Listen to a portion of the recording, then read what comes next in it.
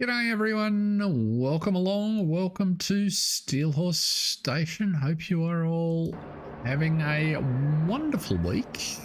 G'day Mark, you did an excellent job of dropping in right at the beginning. We are back on Pallegney with a couple of things to do. Mark, as best I can tell, you are the only one in the chat at this stage. Let's have a quick take stock of the situation. So we are in September. And yeah, there you go.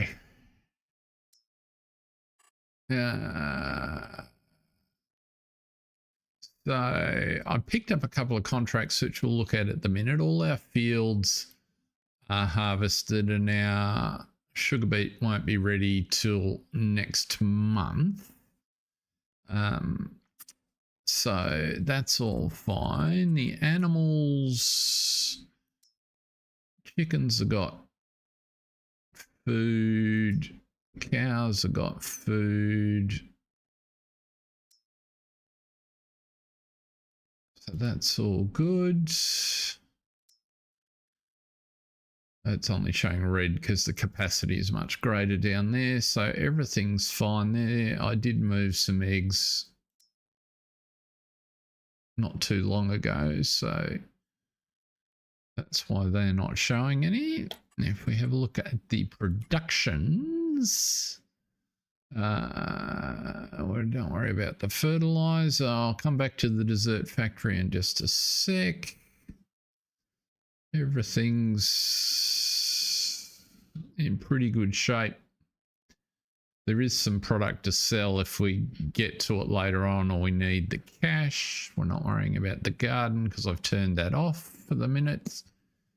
We are making sorghum and canola oil. We had a field of canola which I decided, seeing we had the lease on the mill that we can't cancel, I might as well make use of it. And we also had a little bit of sorghum left over from a couple of contracts that we did last month. And then our windmill is processing our spelt. So if we come back, you'll see that I went ahead and added my take on meringue,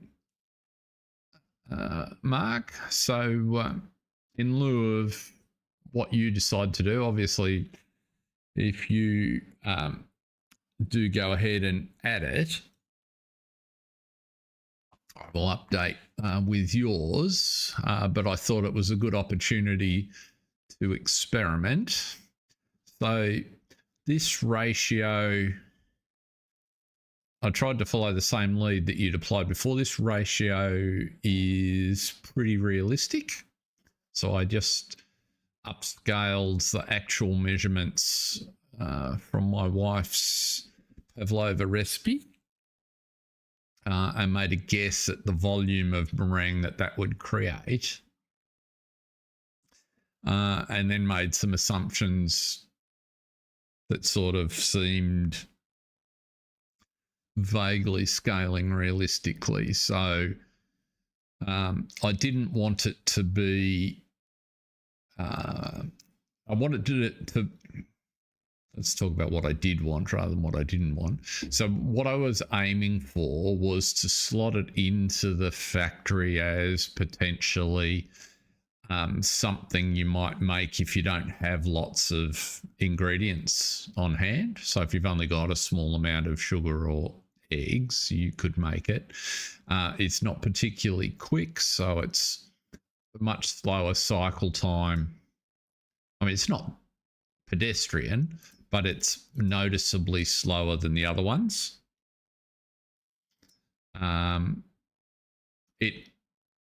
The volume, so it's a third the cycles, I think, yeah, or thereabouts.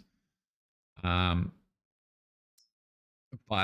the key thing, which I think we discussed when we sort of were tossing around ideas, is that relative to the other recipes, small volumes of the ingredients get you a bigger volume of meringue, which is kind of realistic. And then I'll kick out it. Rather than go up, there's no need to go up. Where are we here?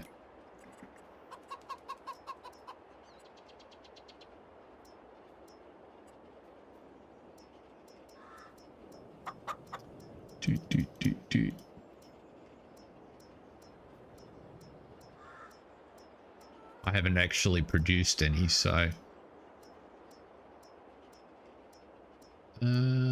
cream caramel.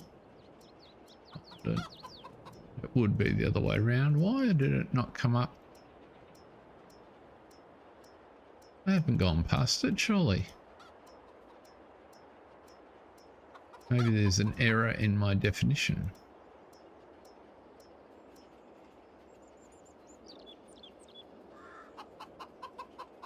Huh.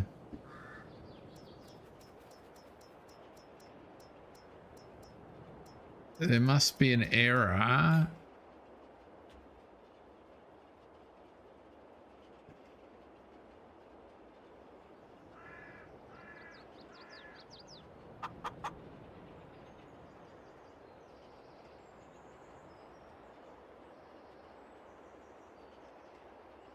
Or a typo. That's the only other thing that I could have. Meringue's not supported by loading station or pallet spawner.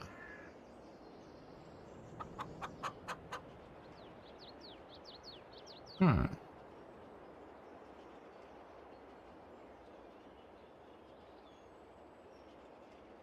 That's what happens when you don't test it all the way before. I thought, oh, well, it appeared in the factory. It'll be fine.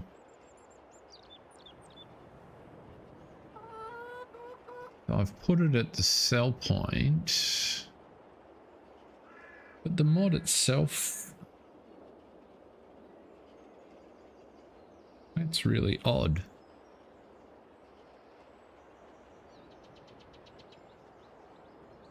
Let's have a look here.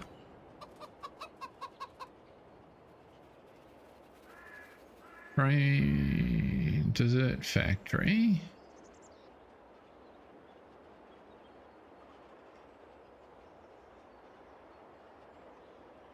Huh. So it hasn't defined it.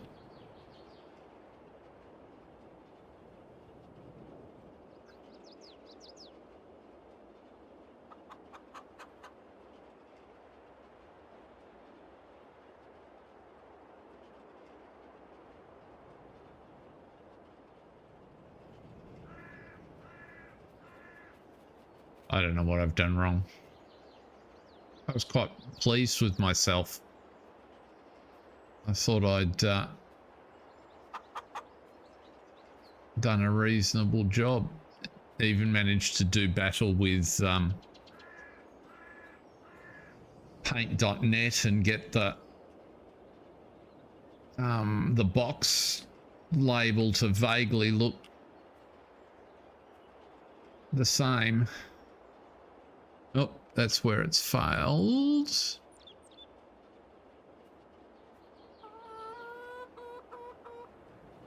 Fill type meringue box does not exist. Huh. Okay, I'm not going to debug it in here. I've obviously tangled up the name somewhere. I wonder if I've just called the XML file meringue palette rather than meringue box palette. That's the most likely error.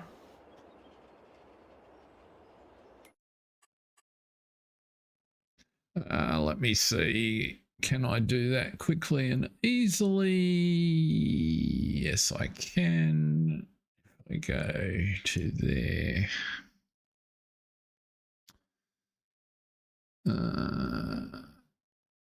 Actually, I'll do it after the stream, Mark, because I don't want to because it's not important right now. And I had a bad experience. I'd need to open Discord, which I don't usually have running when I have the stream, having gotten myself completely tangled up at one point in the past. I know it does run fine. I've not configured everything to have it running because I don't use Discord all the time. Now, right, but anyway. So that's what we've set up, and if we have a look on the other thing I can show you. So on the pricing, although the graph looks, where is it there? Meringues. That pic you sent me came up quite nicely. So that's obviously 1,000 litre price, but the boxes are 800 litre boxes and they weigh 230 kilos or something like that. I followed the same sort of conventions and I used the ingredient weights that you were using to do the calculation, roughly speaking. So, but if we show the price fluctuations, this graph won't settle down until we've been through a cycle.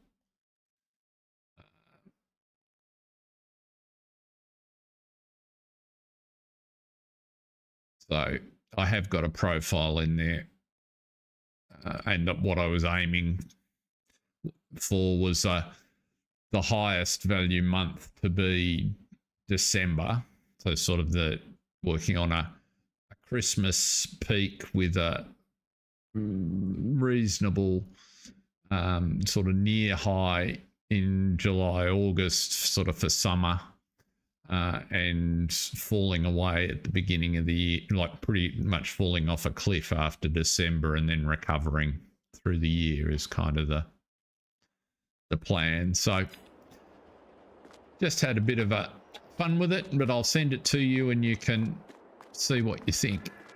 Now, in terms of today's plan, we have some contracts, some feeding contracts which I grabbed before they got eaten by the machine. And I grabbed 2 parsnip contracts because I'm a sucker for punishment, but I actually wanted to try the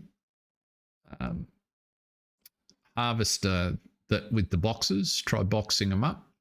And I thought these paid reasonably well and I could have a little bit of fun experimenting with those. And we've got enough cash to cover the purchase of the boxes. So what we might do somewhere over here. Oops. Let's turn you off. I was getting auto drive tidied up in a couple of spots there just before the stream. Let's get this guy.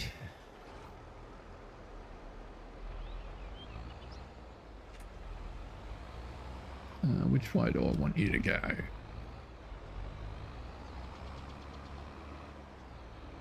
Let's finish you over here. What are we putting in this field? That would always be a good thing to check. Details on. We are planting, seeding 33. Triticale. Glad I checked.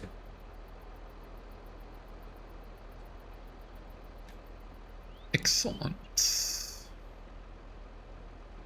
Welcome along. Someone just popped in there, just starting a seeding contract, which we'll do just here on this field just there. So let's have a look. 6 meters, 3 headlands worked really well. Yeah, that angle's fairly civilized. And the 3 headlands gives him enough room to turn. So we'll start that. G'day, Jason. Thanks for stopping by. We're just starting the seeding contract here, and then we're going to head across and take our life in our hands. I've taken on a couple of parsnip contracts. Never harvested parsnips before, never used this device before, but I decided that this one appealed to me a lot more once I'd seen a couple of videos of the pack than others. Now it's on the right hand side of the machine. Let's unfold you. And I'm guessing I might need a menu here too. I can buy new boxes. Yes. Beautiful. Now,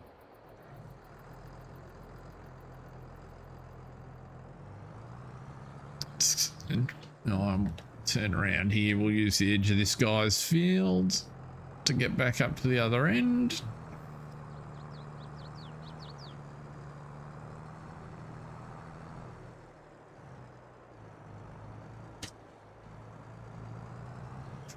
Top, lower. So I'm assuming I just lower and fire it up. Let's get rid of that. Let's get rid of that.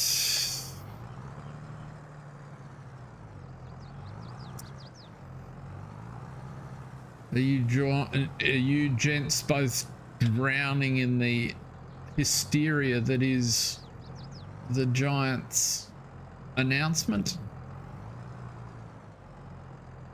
Or the new game announcement?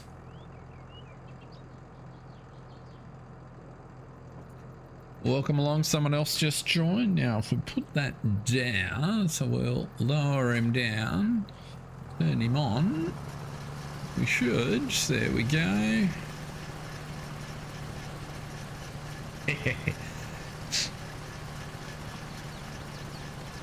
If I was a betting man, I figured I'd get some pragmatism. Now, it's only taking, even though it shows it's taking 2, I suspect it's only actually taking 1 row at a time here.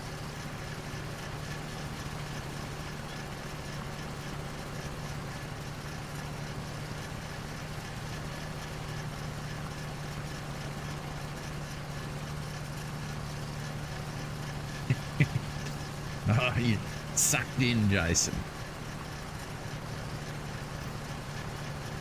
Now, don't get me wrong. I'm interested,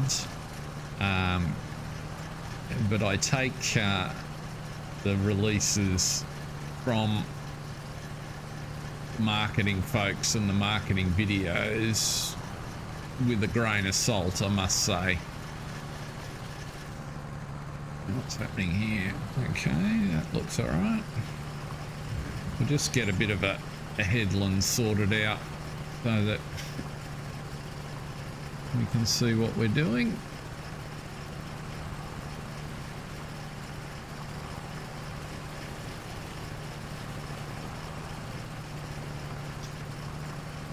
I must admit, from everything that I've seen, and it's not a lot, I watched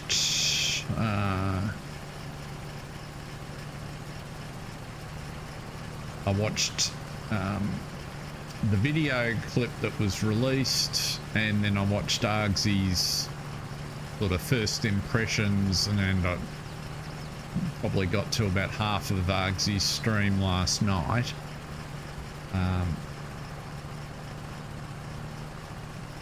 And I looked at a couple of things. I sort of fast forwarded through Farm Sim Guys vid.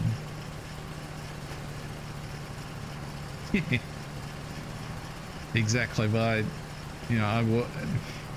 I spent half my career in the sales side of the tech industry and the other half on the buy side, so I've got some experience, but we're filling stuff up here, sort of.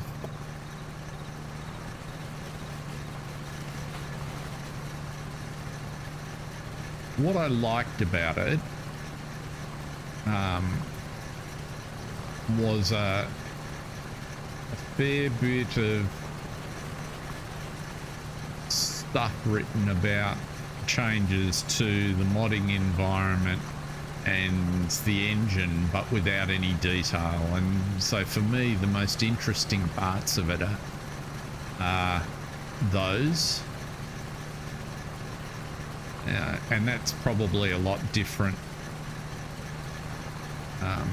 to lots of the folks, all the big content creators, you know, make healthy amounts of money promoting the game and the product, and you know, they're all got their various levels of sort of partner certificate, and that's fine. That's a really healthy part of the community. But I think what I observe about the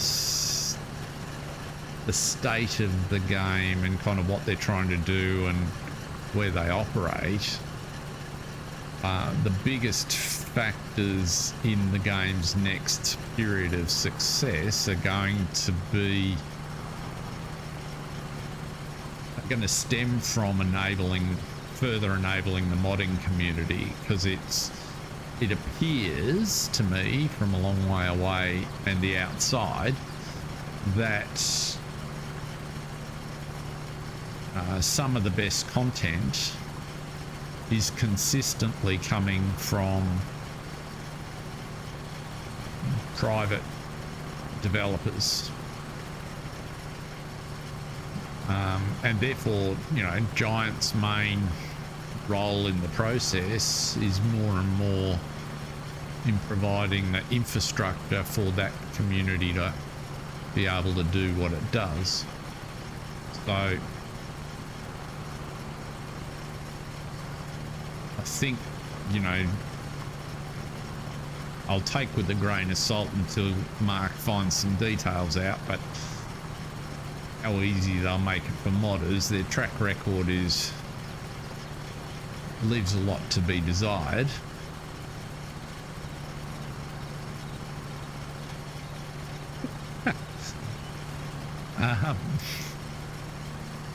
G'day, Grant. The other thing that I was particularly interested in, because I think is the stuff that's written but without any meaningful content so far about the physics, the engine and weather, because changes to all of those things have introduced the prospect of substantial changes to the game.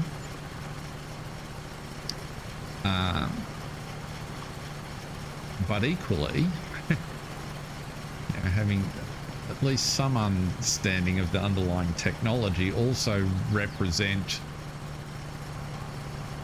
a not insignificant amount of risk. And if I look at my first experiences of Farm Sim back in December 21 when it was released, it wasn't necessarily the highest quality shipping process that I've encountered. So I think with those things changing substantially, there's a lot of water to go under the bridge before we'll know what we're getting. That said, there's plenty of prospects for good.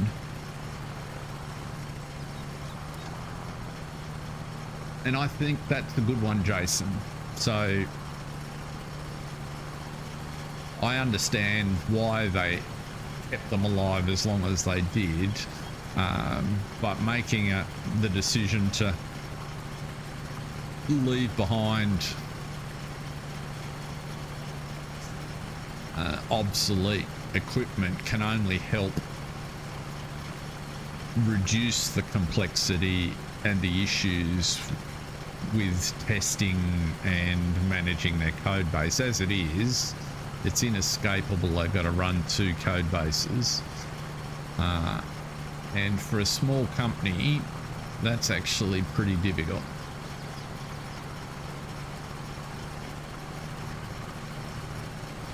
So especially with the big retail user base. So that is what it is. How are we going here? We must be just about full. So I'm assuming, without any real knowledge of the subject, what I do when I'm full, I probably want to do it here rather than around the corner there. It doesn't really matter. Assume I can unload these, can I? Unload boxes.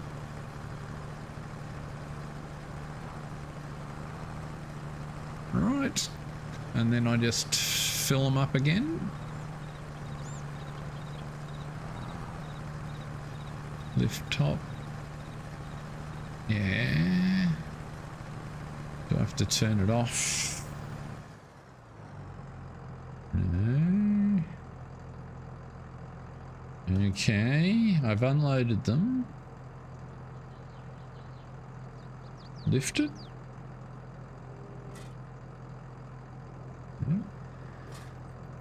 Lift platform. Aha.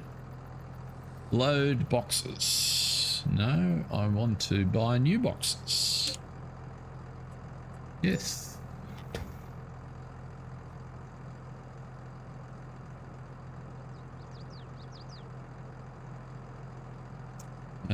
Right. So I just need to concentrate because I really, as you can see, have no experience with this device.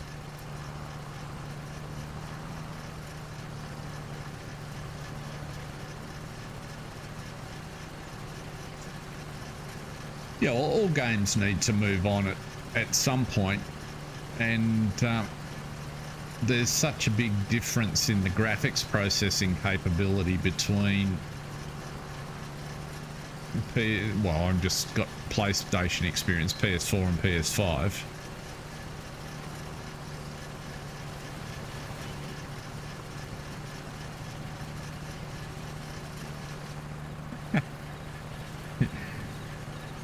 It's only because you kept your hands in your pockets when they said you needed to buy it, wasn't it, Mark?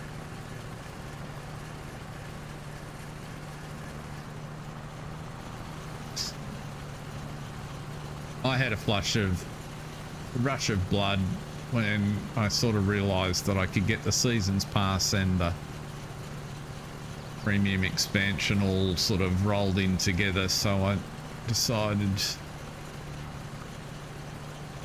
in for a penny, in for a pound. I hadn't given them any money for the whole year, so, and I've enjoyed all of the hours I've spent playing the game. Yeah, see, this is a good example where they've done a terrific job on the model, but they haven't quite got the operation of it right.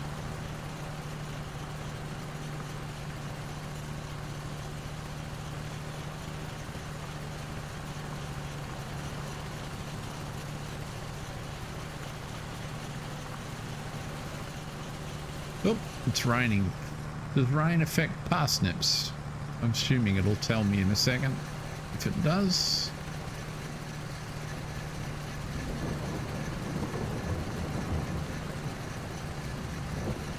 The potential for the weather system to be interesting is certainly high. How many of these do we need to deliver? That'd be a thing worth checking.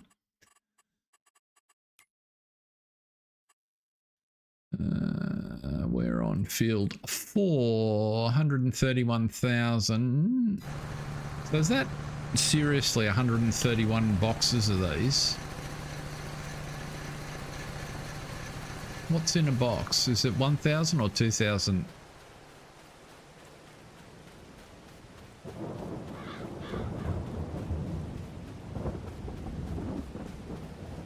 $2,000. So I'm going to spend $6 grand on boxes. Yep. Okay, cool. Thank you.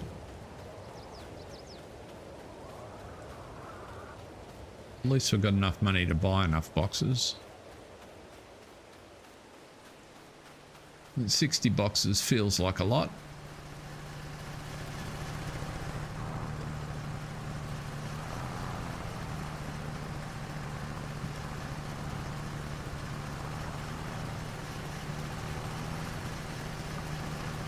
I'm not going to worry too much about that. I'll sort of try and maintain the straight lines across the edge here. We'll just keep going around and work the headland.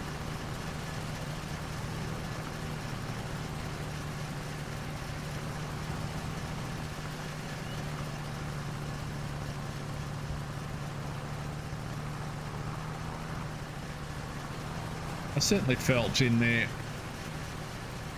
blog blurb there was enough written to create the potential for a very interesting next phase of the game.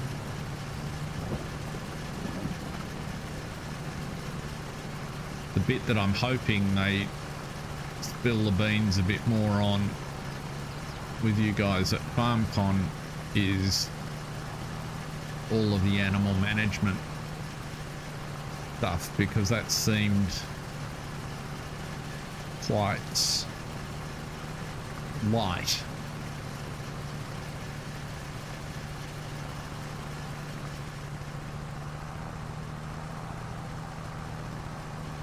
And it's interesting, particularly given the context of a Southeast Asian map, and adding buffalo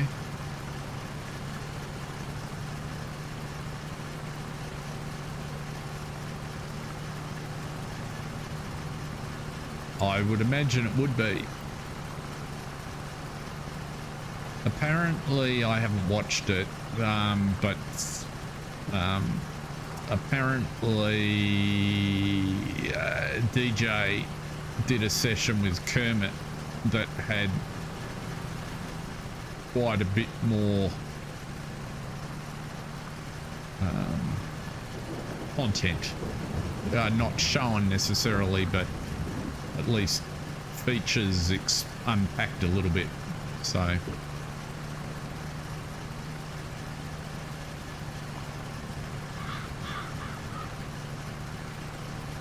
for instance, on the, and I'm only going on like third hand, on the weather stuff, some reference to the fact that your crops would be affected by weather, but the base game effects would be fairly minor, but sufficient capability would be unlocked to allow modders to create more significant effects if they chose. So for me, those sorts of things, you know, that's a good example of what I was talking about, is, you know, putting in place the mechanics and then giving people the tools to get creative with it. That, you know, some of that stuff they need to be able to move a little bit faster on than necessarily they have been, I think. And they can do that because they've got models now for so many and such a wide range of pieces of equipment that they really need the engine to develop to take advantage of all the potential prospects of all of that. So we'll see. I await it with interest. And as I said, as I was about to say, you know, with things like the water buffalo or the buffalo in Southeast Asia, it's kind of, they need the mechanic now of allowing beasts of burden, because You know, that's a real thing. You know, that's how farming's done in many parts of Asia.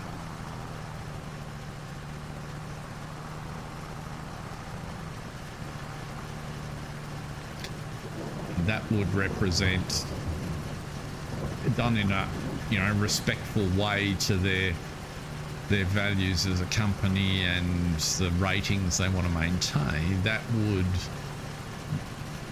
open up a whole new facet of gameplay. Okay, so that's what happens when you get full. Let's go here, and that one, Z takes them off.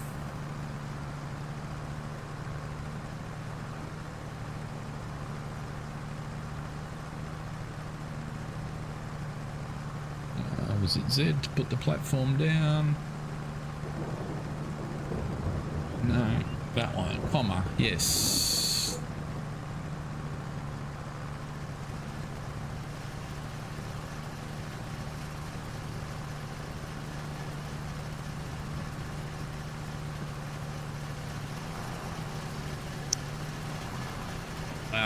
Absolutely, Mark. And I thought, I'm not sure if it was Jason or Argsy, and in Argsy's stream last night made a really good point that you kind of hope that they've got the small, unique equipment way of doing it, because that's important, and they've got the ability to stick a header on a harvester and do it in flooded, you know, flat fields. So yeah, I heard you make that comment. It reminded me of driving through the back blocks of parts of India, and you come hurtling around a corner.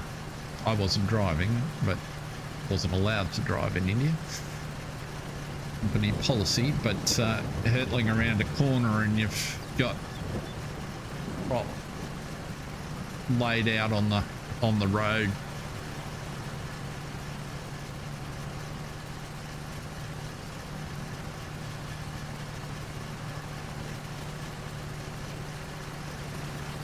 Yeah, I agree, Jason. Well, it's just very limiting in terms of developing the franchise, and in terms of helping people understand the different practices that exist around the world, which is pretty important, I think.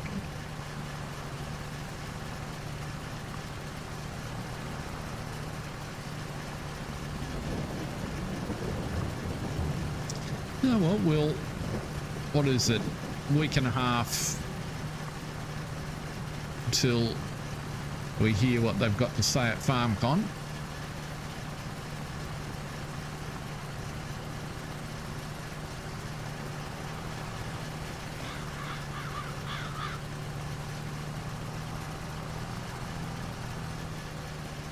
I'll be quite intrigued to see what they're able to live demo, and whether, and sort of how many people are allowed to get their hands on it at FarmCon. That'll tell you a lot about the where they're up to in their delivery process.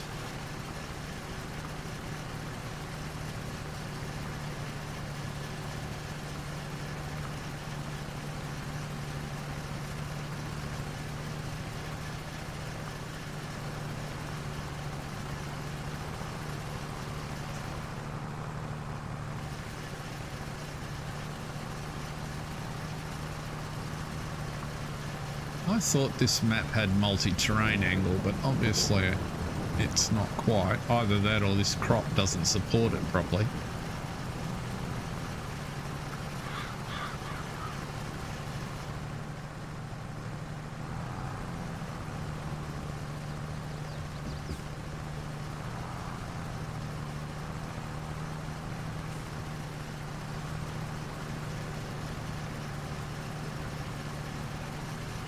Quite a heavy shower we're getting here. on, just get past there. Move your man away. Okay, we'll just cut that.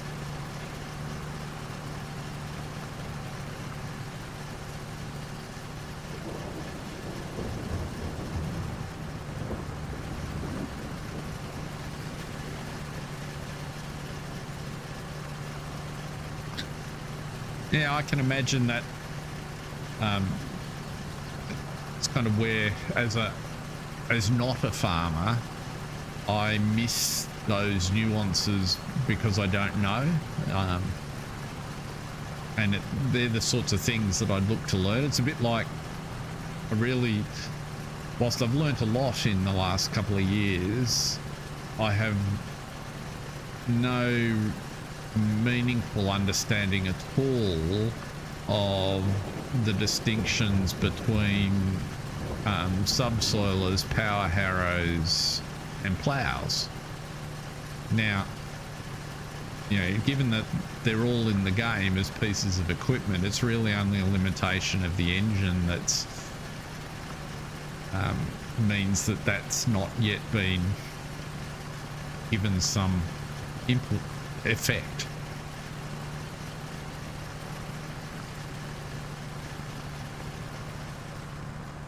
What do we do here? This field's getting sort of postage stamp size, but I'm presuming with a device that's designed like this, this is probably somewhat similar to how the field would in fact be harvested.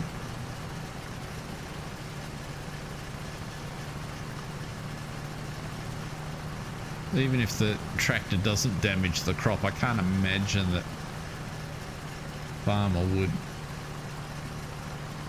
willingly drive across it.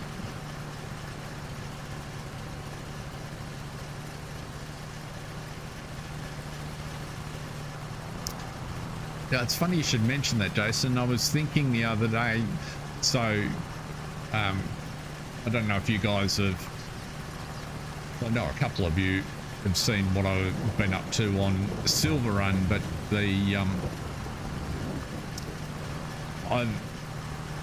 off camera I've planted a whole bunch of trees on some of the steeper slopes to sort of as my attempt to impact on reducing erosion, because some of those hillsides would slip big time if I cut them up the way that I had.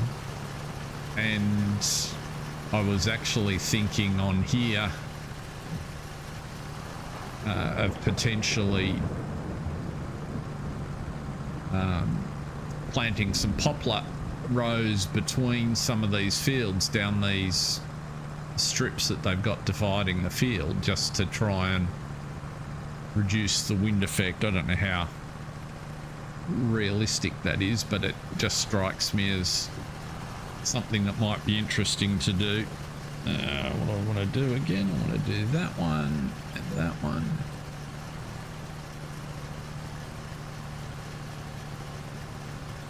They will be in the way on the next pass. Yes, they probably will. That's because in 2 laps of the field I haven't learnt anything, Mark.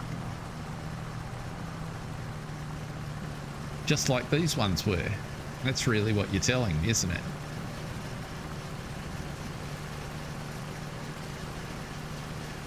So all that means is what we might do is go backwards and forwards across. Either that, what are they, 2,000 litres? Did you happen to pay attention to what they weighed? I'm just wondering how many I'll get on a trailer, because we've probably got close to a trailer full.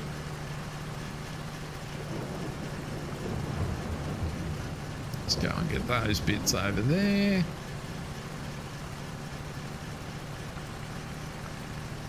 I'll do one more lap.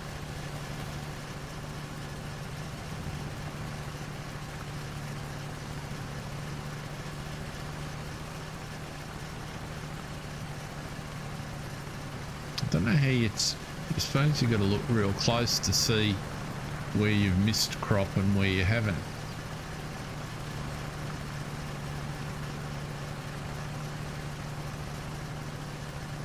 These drainage ditches fill up quite nicely in the rain.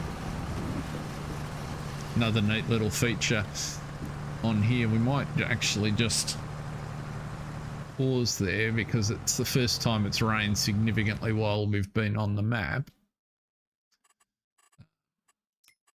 But if we duck over, where are we? Yes, there.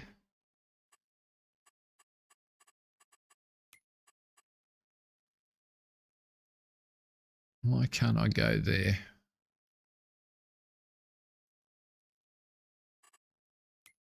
Just let me jump there, for goodness sake. Got silage bales everywhere. Even feels like a wet field. Welcome along if you've just popped in. We are doing a whole bunch of different things today, but it is raining and I just thought we'd run across. This was the expandables pasture. Expandables. How did that rock end up in the middle of that road? Expandable pasture that we put in here. And as you can see, the river floods around the edges, which is why I wasn't able to replace the grass any further down. But just another example of how I reckon the MA7 who made this map has done a really nice job. And I reckon our expandable pasture is looking a treat in here. The cows spread out really nicely. And you'd be getting very nervous if you had crop like this. I would have thought.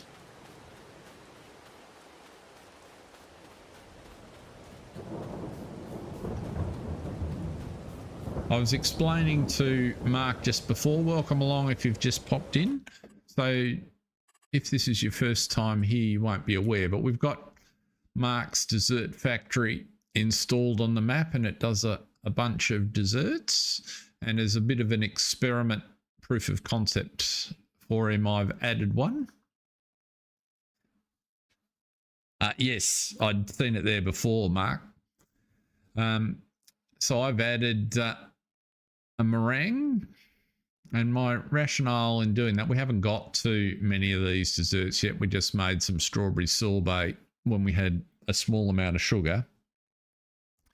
This is a pretty full-on factory. It makes good volumes. It takes quite a lot of product, so it'll be a great money spinner for us when we get more crop to fill it.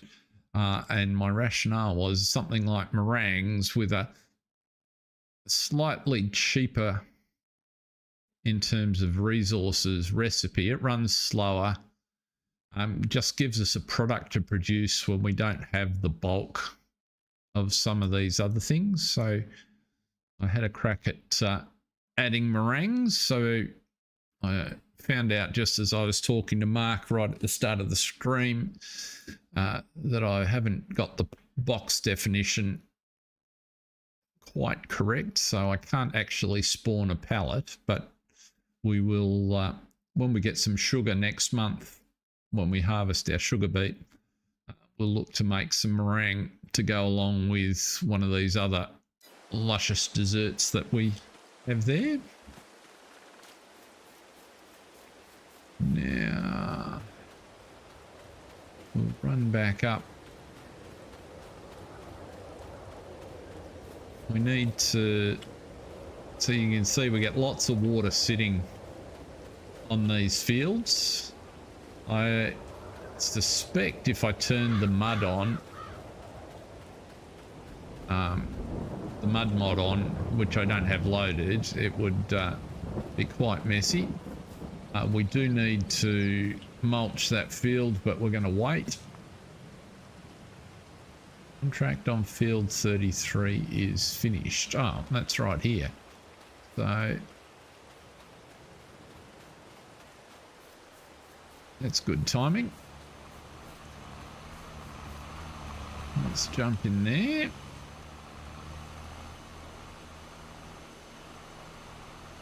So as you can see, there's some good standing water. And if in the next version of the game that does impact your crop and your field, that would make a lot of sense.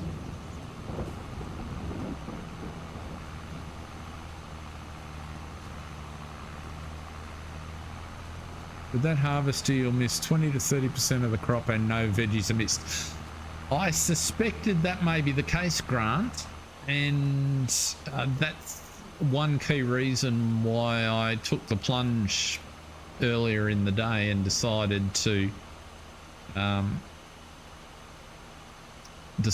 a go, because I just wanted to understand that to myself. And so if you look in the scheme of things, I've taken 2 fields. I was going to do one manually, the smaller one, and then I was going to use Crossplay to do the other, to give me a comparator. And it's not big heaps of brass if we don't get enough product to finish the contracts. It really is an experiment and a learning thing for me, because I haven't used this before.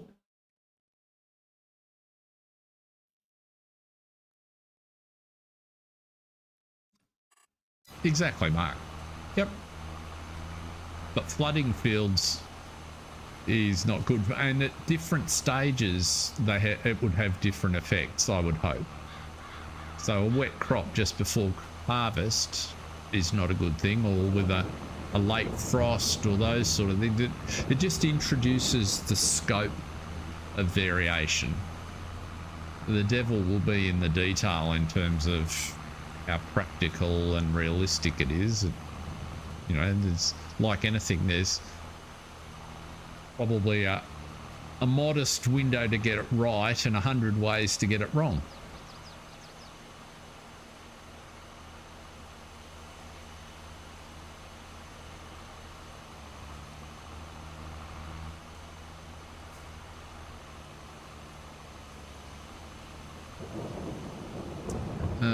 Now, the other field we've got to sow is 12, I think.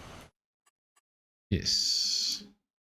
And it's getting spelt in it, and we're going to need some more seed. So that's why we'll wait here for him to just roll. I know the contract's finished, but I just feel like I should have him finish the fields.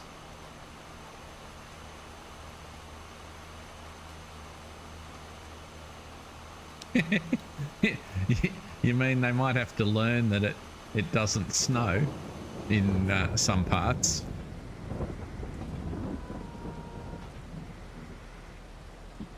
And the monsoon will be a big one.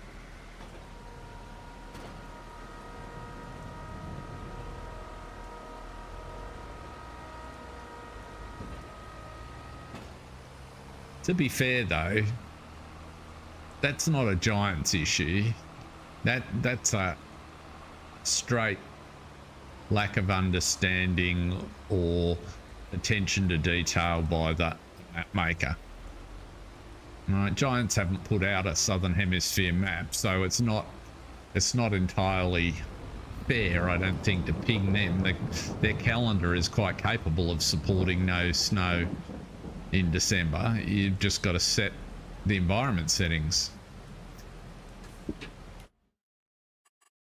And if the map maker hasn't done that, shit, I want the work. We want seeds. It's a modest size field. Let's put 2 in because it's easy enough.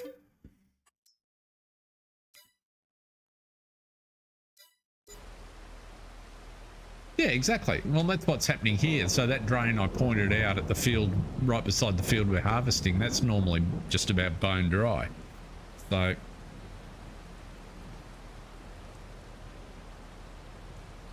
it's good. I like it when the map maker pays attention and finishes the job.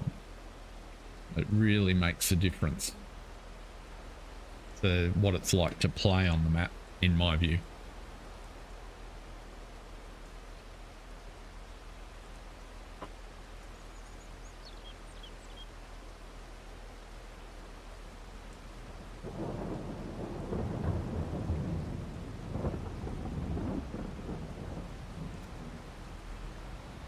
Yes, harvesting rainwater.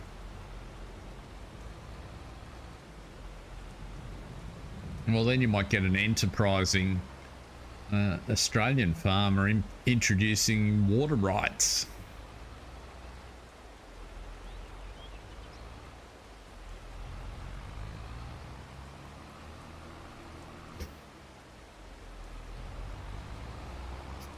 Where are we going? We're going to 12, aren't we? It is really a wet day. So our sugar beet's coming along, but we won't be harvesting that today.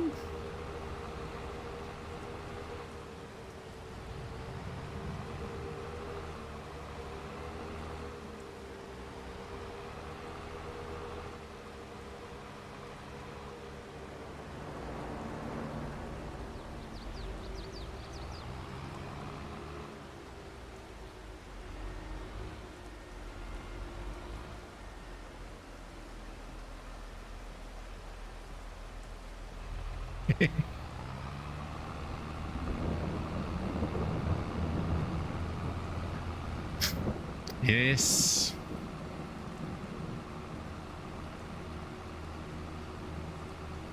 Another one of my favorite barroom conversation topics. Australia gets more snow than Switzerland. Now it's over at largish area. We don't have the big mountains, but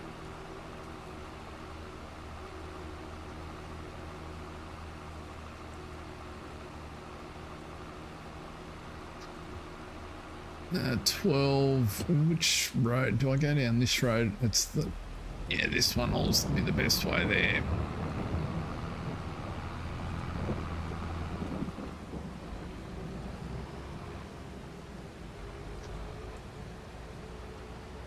The more traveling I did, the less I was surprised by those revelations. They happen everywhere.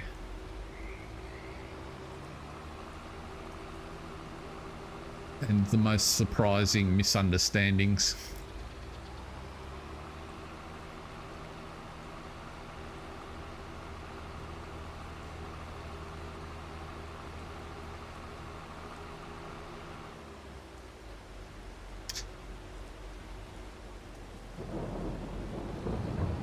My godson's an Aussie, but he did all of his schooling in the US. And early on in his primary schooling, he got kept in after class for disputing a whole bunch of things that the teacher presented to the class about the Southern Hemisphere and Australia, and that were just outright wrong. His dad, my mate, who is a full-on Aussie, had to go down to the school and had a stand-up argument with this teacher about her need to get educated before she starts talking about the rest of the world. One of those stories that's been told over and over again. Now, what am I trying to do? I am trying to wait for the rain to stop. This field's too wet. But we'll change to spelt so we're ready, and we'll set up a course.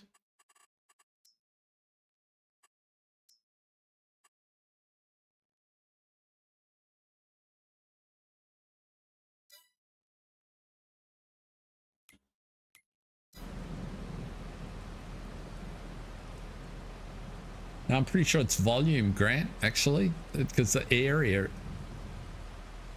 Switzerland's not as big as you think, even though the mountains are high.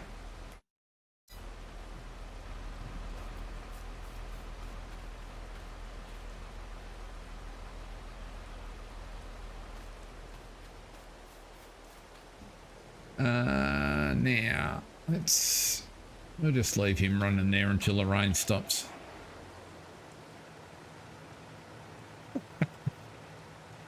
I don't want you for the minute, because what I want to do, actually, let's think I've got all of them on the other side.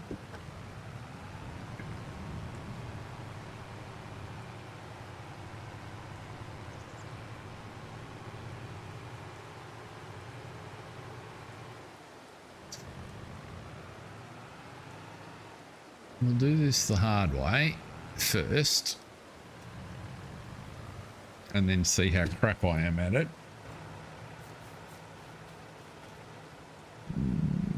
Over the other side of the fields.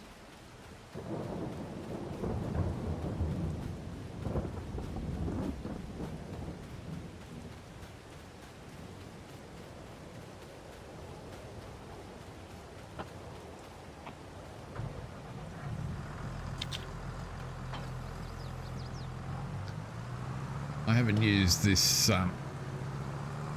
front loader. I do have one on the farm, but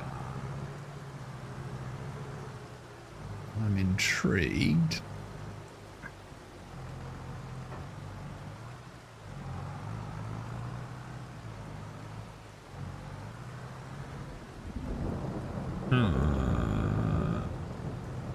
Let's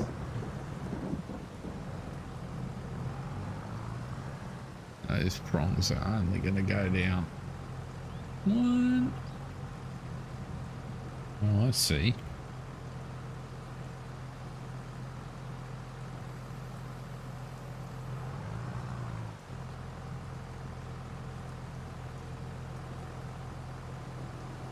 I don't think we're going to lift this without a weight on the back, but we'll give it a whirl just because we want to know.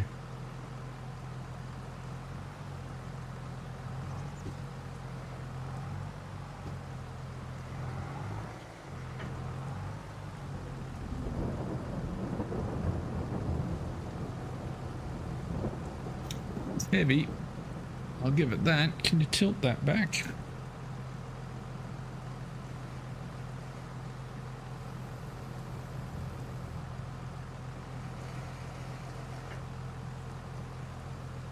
What did that do? Oh yes, we do. No. Okay, let's see what happens there.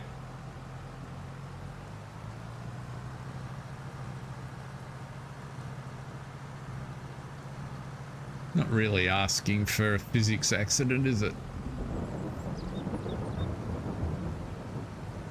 I mean, how much can 4,000 litres of parsnips weigh?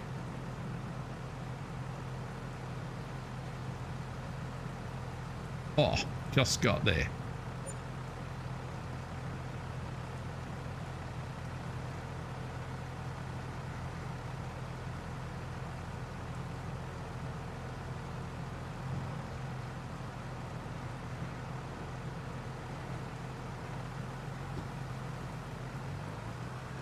They're fairly well behaved as pellet forks go. I'll give them that much.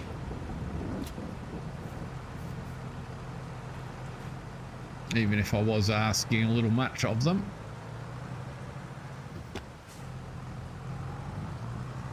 What happens? Does it like it better if I pick them up that way?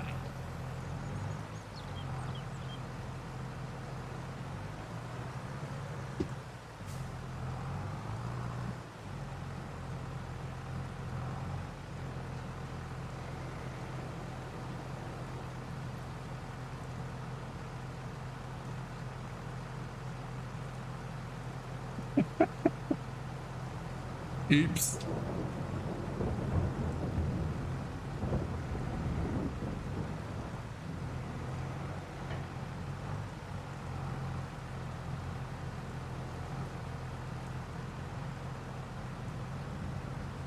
It feels slightly more stable.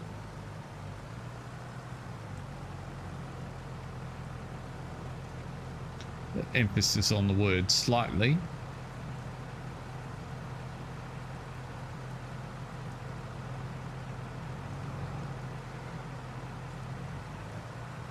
I can live with that.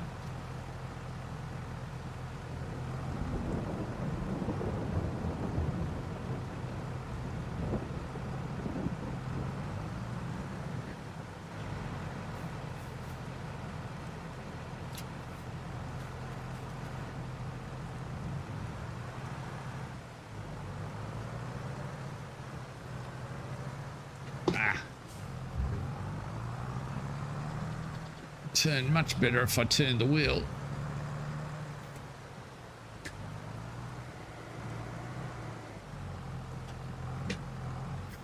One of these days I'll actually attach my Thrustmaster joystick so that I don't have to do all this with the keyboard.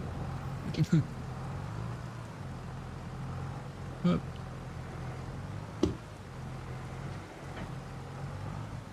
They are pretty well behaved as pallet forks go.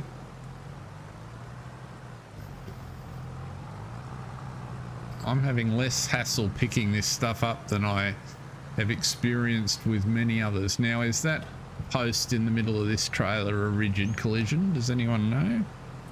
Do we have to test it?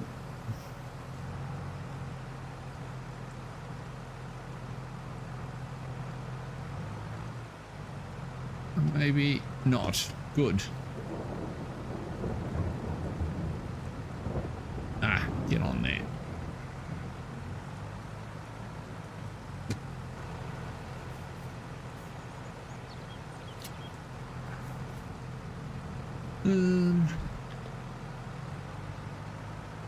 Keyboard loading of pallets is easy. Yeah. Yeah.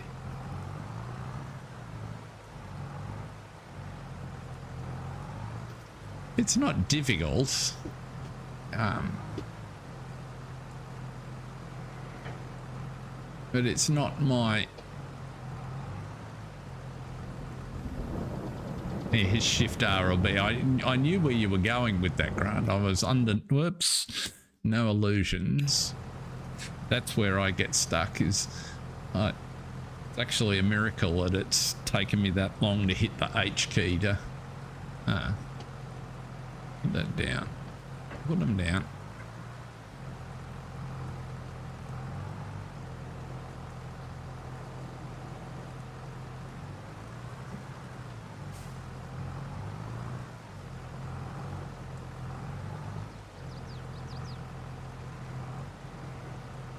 My depth perception is terrible.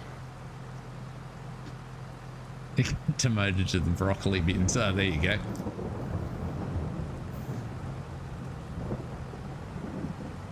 Well, I'll make sure I remember that if I'm ever in the market for a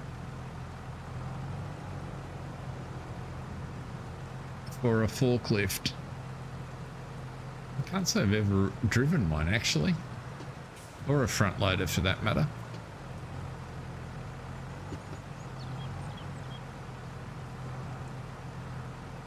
I did have a fantasy of creating a hobby farm at one point.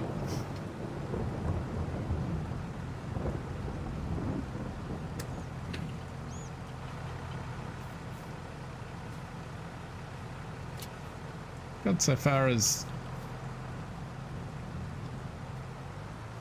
pricing a few properties and quickly sort of escalated into properties that I could afford would have meant that I would have had to do all the work, which didn't appeal to me. So then it turned into a, well, how big a property have I got to buy in order to be able to afford to pay someone to operate it and still make a return?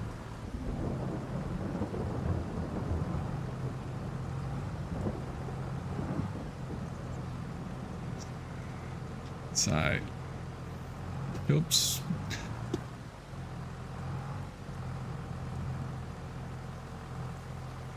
Yeah, my depth perception, I would imagine, would get me into vast amounts of in real life trouble. Well, I should say lack of depth perception.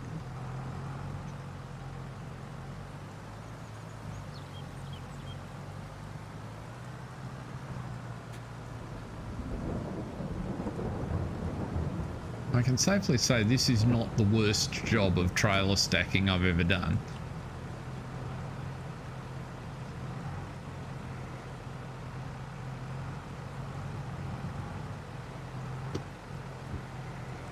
Why is the trailer running away from me?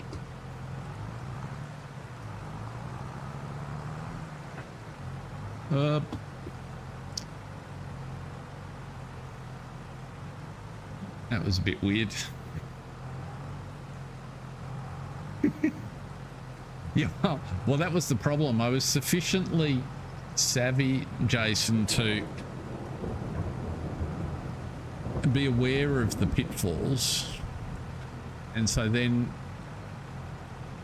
the financial skills I did have caused me to produce the requisite spreadsheets and promptly realize that it was never going to work, particularly when added to my lack of knowledge and skills. And so then that's why attention shifted to, well, let's do a proper farm and make it a money-making concern. And then of course you're just adding zeros to everything and still with the same lack of knowledge, and eventually it's kind of like this is a fool's errand.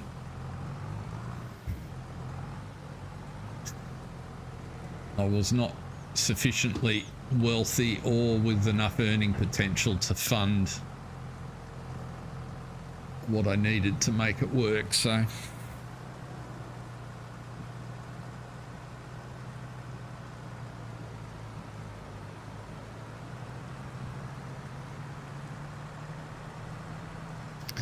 right.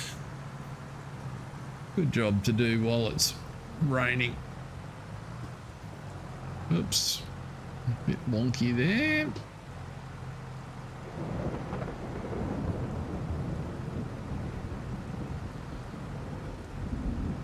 What happened there?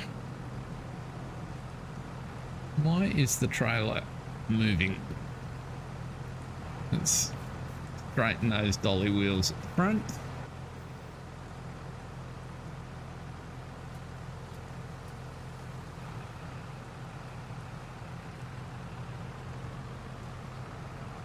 So it turns out parsnips are pretty heavy.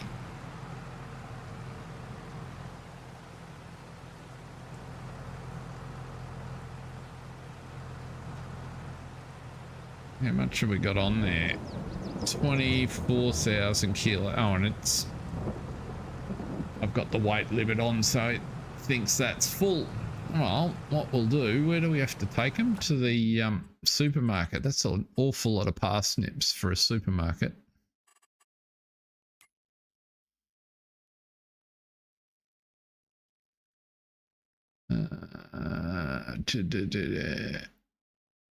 Field 4. Yeah, the supermarket.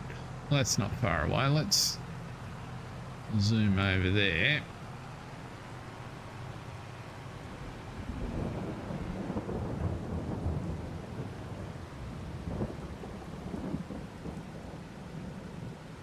Welcome along if you've just joined us. We are harvesting some parsnips and stacking them on the trailer in a fairly ordinary fashion, but good enough to get them to market.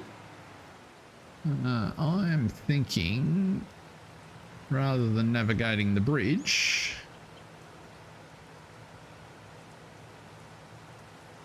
yeah, that's a bit like an old boss of mine. He had a similar description for he was quite a keen sailor, and his idea of owning any sort of serious boat was standing in a cold shower ripping up $100 bills.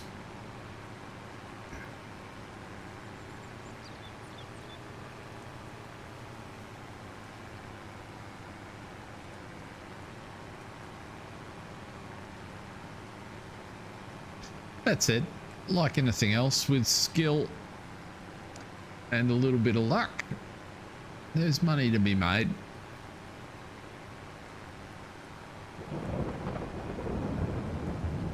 I've watched over the last, albeit from a distance, but good family friends of ours over the last 50 years have turned 500 acres into, or last time I was given any sort of quote, what's it, was it 4 and 9, so somewhere over north of 17,000 acres, and the equipment's quite a bit bigger. If I ever generate the skill to create a map, I was going to build it centered around their complex of holdings at Bungee, north of Benalla.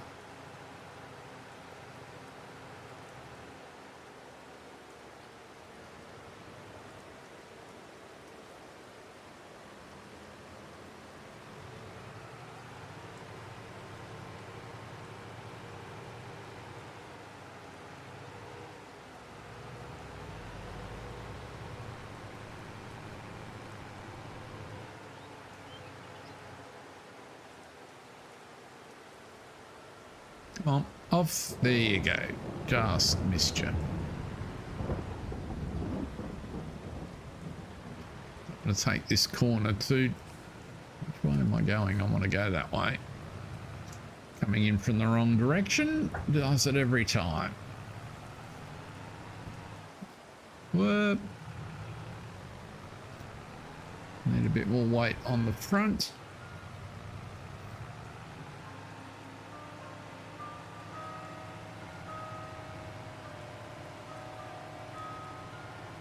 Although I don't really understand how that drawbar can exert that much downward force with the dolly axle under it. Something going on there.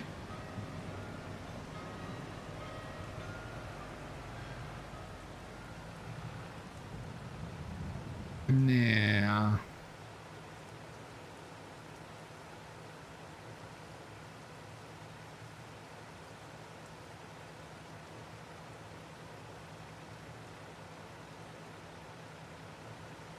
right, so that's the one I want. And I'm on the wrong angle. How big's this trigger?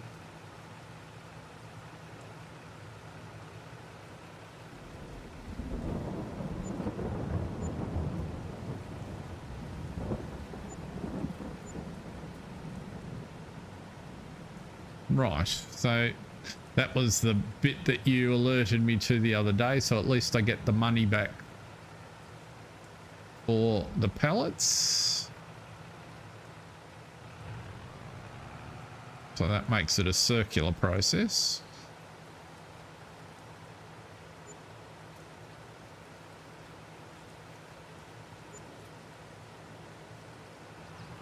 I was wondering about that. How do I get you into there? Let's just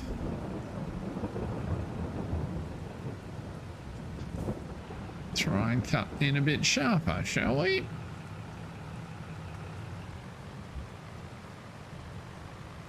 Bit slippery.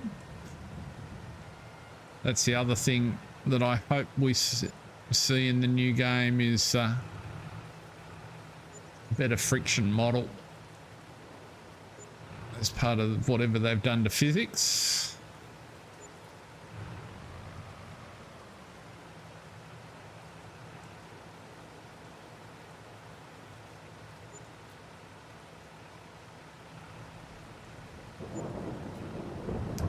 this rain's miserable. So 13% transported. How much does it reckon we've taken off the fields?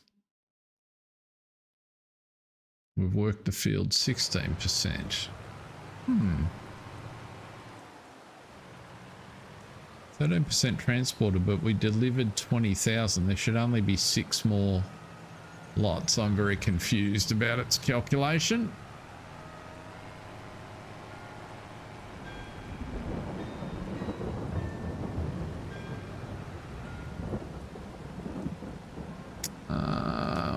We can go back that way.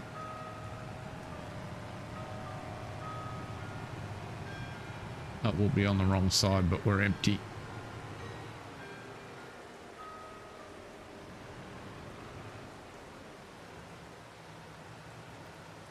Turn you off.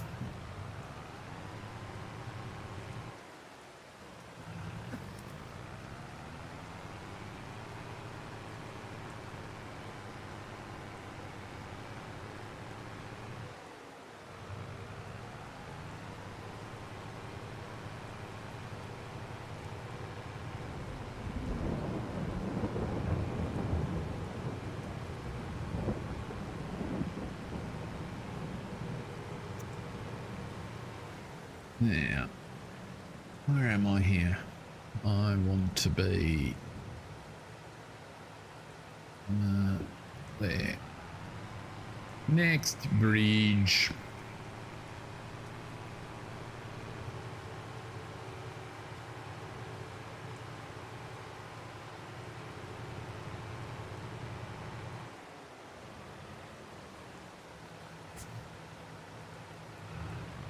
Oops. Let's watch the edge of the bridge when we try to turn onto it. There's a hump.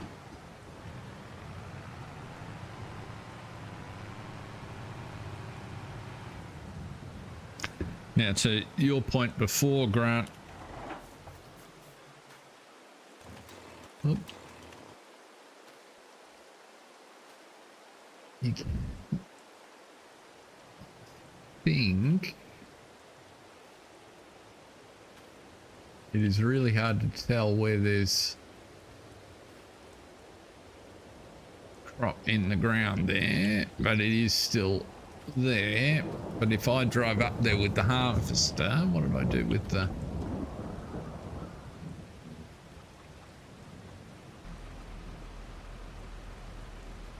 let's just turn you off for the minute. Right.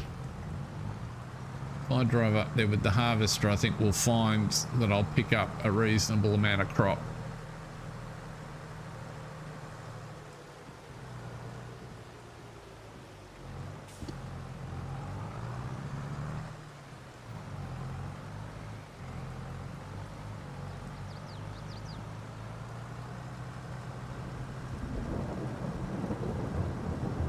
Yeah, I think that makes sense, Grant.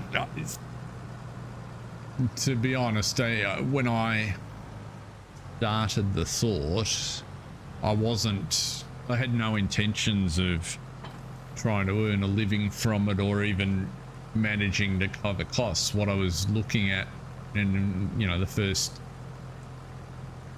dozen properties I looked at seriously was finding somewhere that in the country that I'd like to live with, you know, nice outlook and nice land.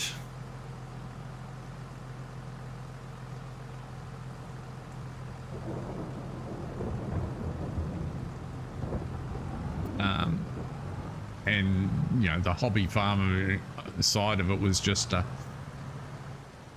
deduction capability for, we got 4 on there for some of the toys that might be interesting. So what are we picking up? Let's see, as we run across here, surprisingly I've done a pretty good job of that section. Haven't picked anything up yet. if I run up here,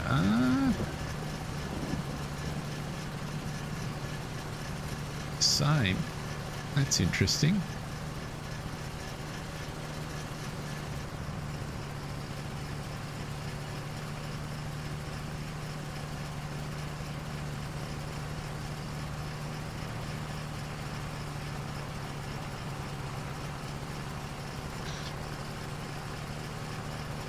That was, I just snipped the edge there just to make sure I was actually harvesting.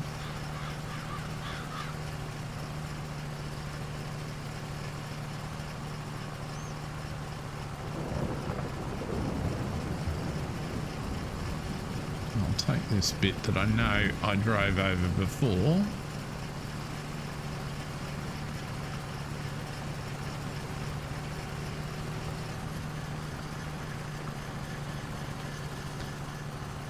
Reminds me of that sort of fake tinsely holly stuff that you put up at Christmas.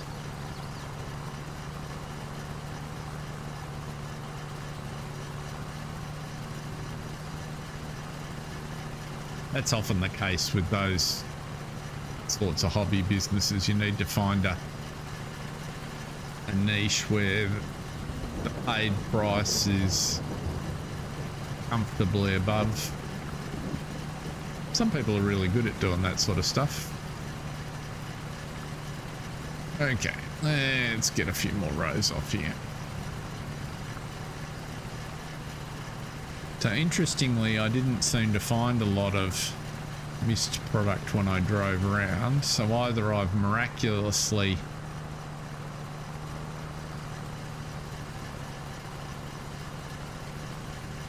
yeah, that's where I was expecting that I would have found some loose stuff just by driving across, but maybe I did a better job. See, I've taken lots of 2 lots there.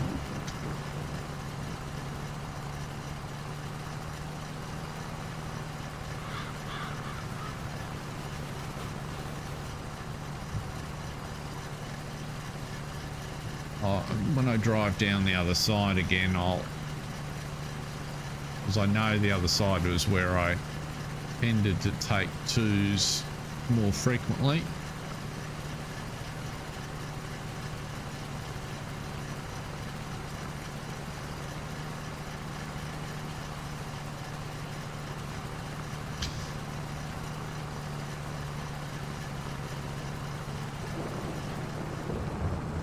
I do like the machine though.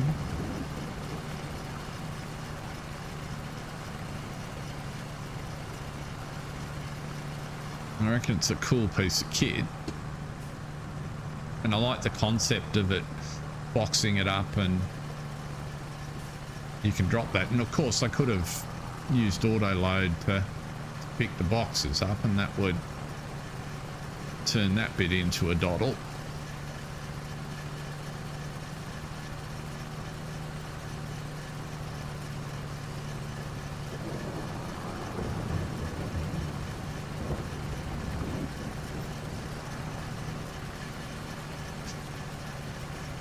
Wouldn't 20 sheep eat all your grass? You'd end up just on a dirt patch. Got no idea how many sheep 3 acres should support.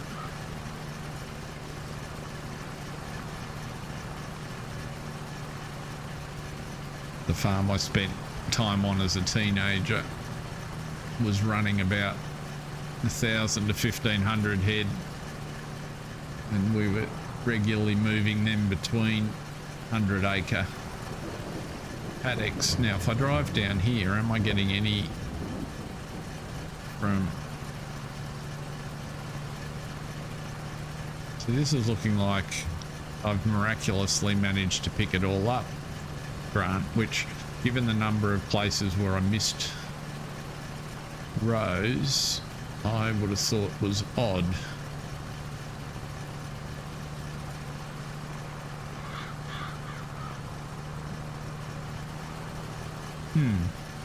Oh well.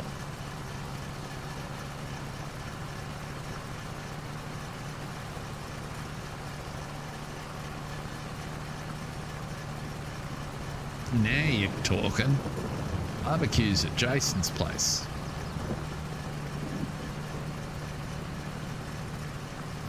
Lamb on a spit. Oh, legendary. I've watched a few episodes of a, sorry for our international viewers, but a show that's been running on SBS called River Cottage Australia, I think.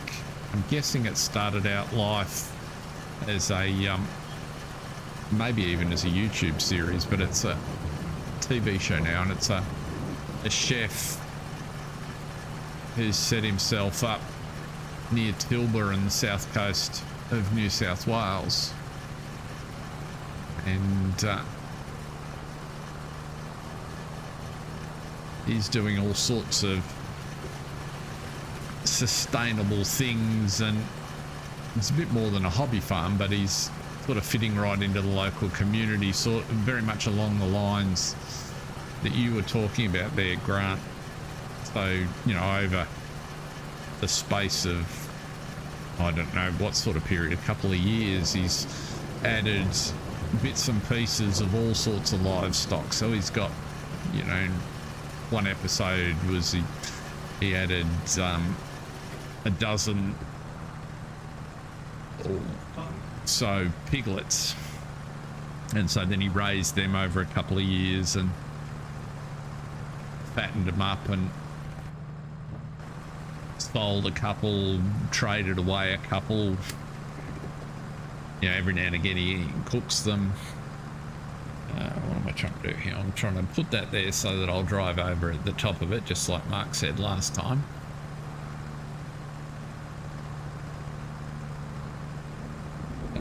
He's added geese. He had a couple of, well, he got rid of his cow, and he added goats.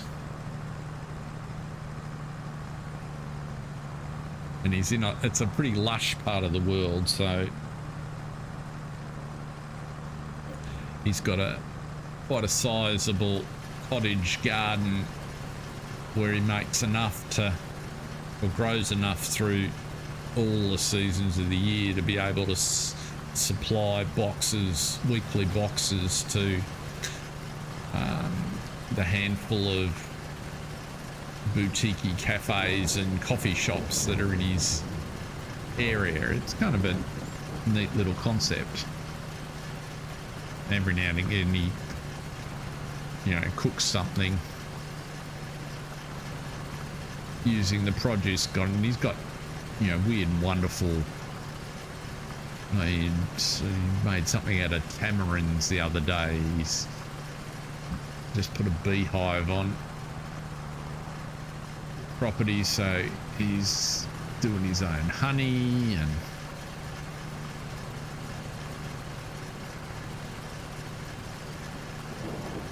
that kind of thing appeals to me. You know, his garden is big enough that he can have a little tractor to, you know, just help him till it. Oh dear. Hope nobody was damaged, only the motor.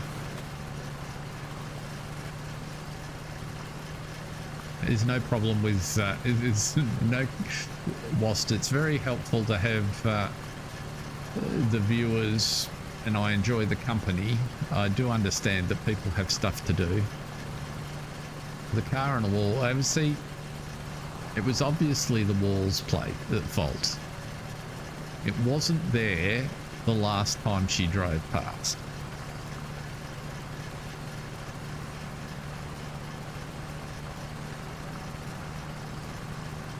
They have a nasty habit of sneaking up in your blind spot.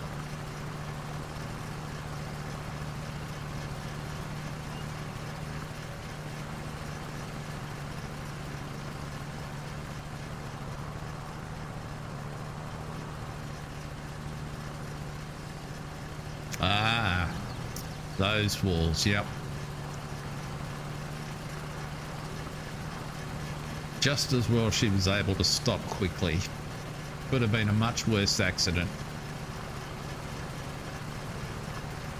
Imagine if she'd been using her phone.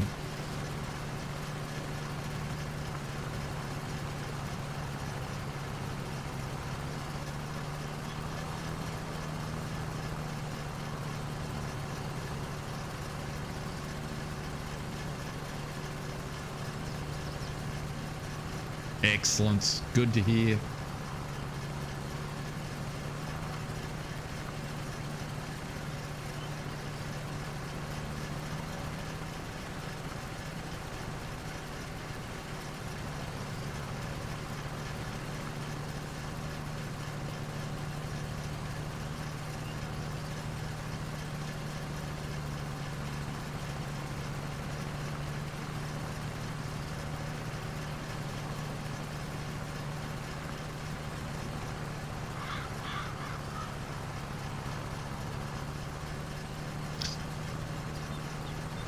$2.5 to $4 grand. Yeah, I heard that the other day. Our nephew turns 18 next month.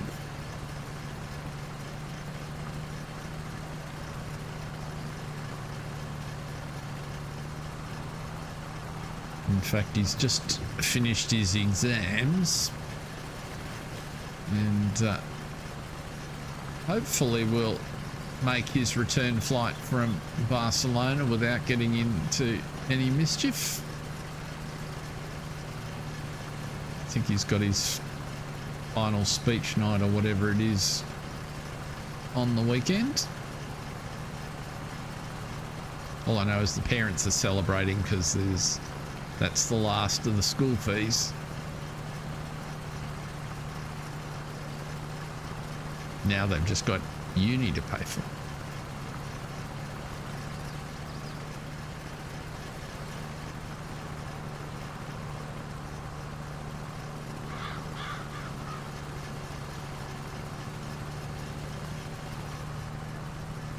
I don't mind this job.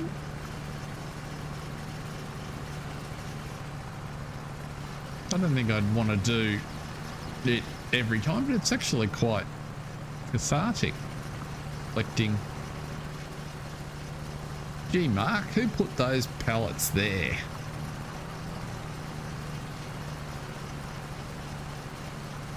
I'm sure somebody warned me against that.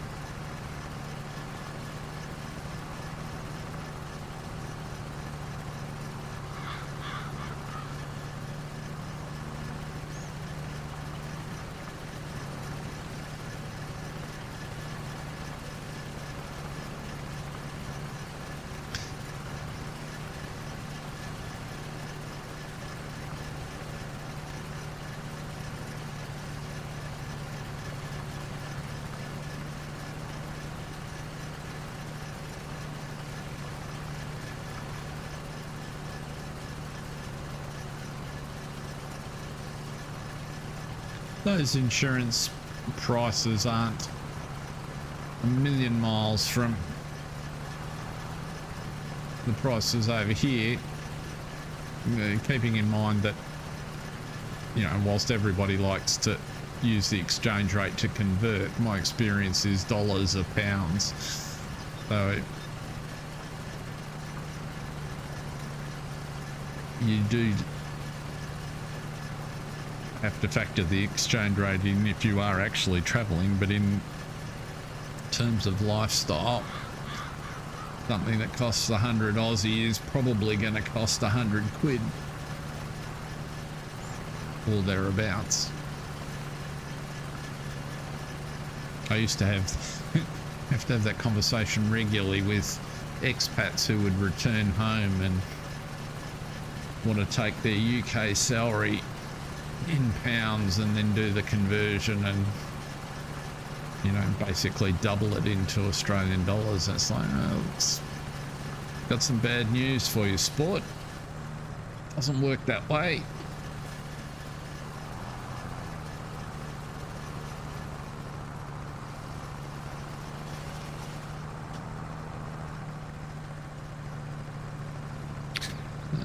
There we go. I remembered that time.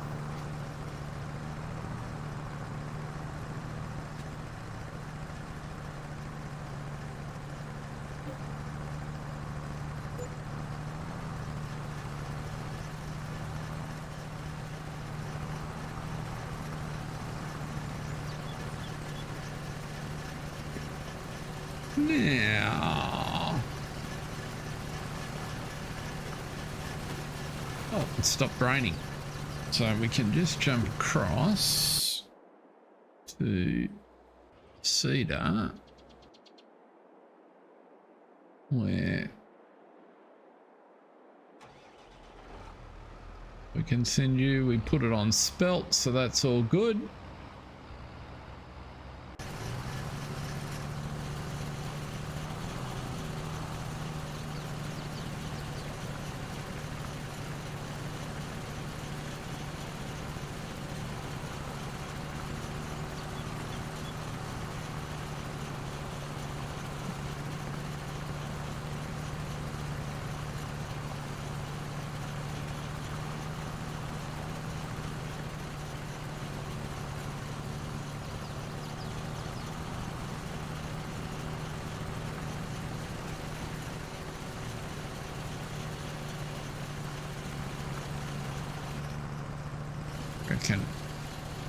Well,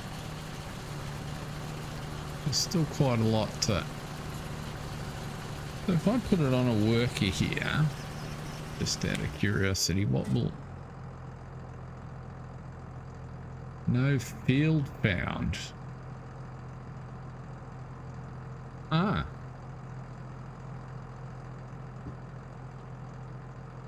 No field found.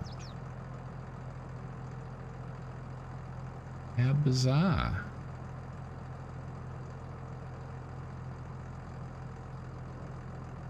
So the field definition doesn't match. I wasn't expecting that. If I put it on, what happens if I define work width 0.7? Number of headlands. Let's do 15 headlands. Start work on the center.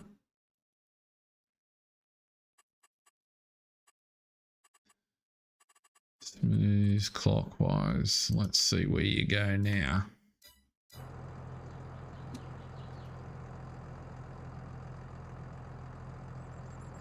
First waypoint.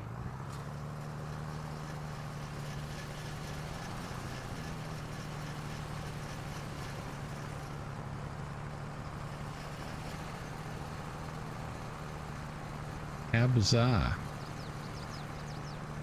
I've not seen Crossplay do that before. So it's actually unfolded before it's got to the first waypoint, and it's harvesting all the way across the field.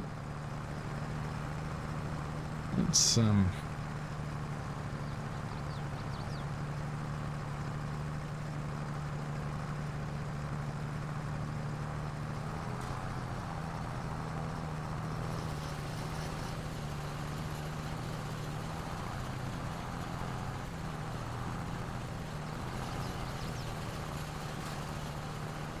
I got impatient in terms of wanting to make sure we covered the sorts of things that I just wanted to test out, and one of them was the automation. I figured that it's really interesting.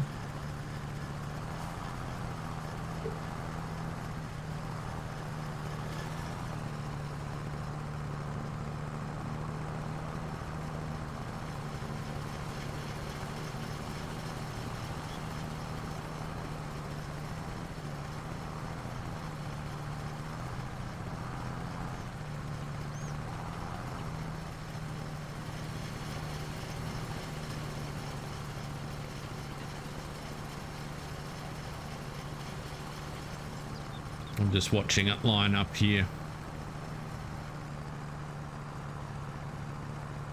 Or not. What is it searching for? It's going to fail. No.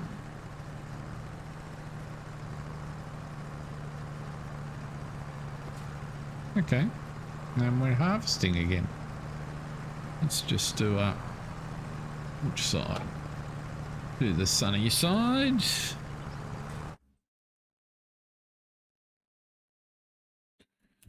Take a shot.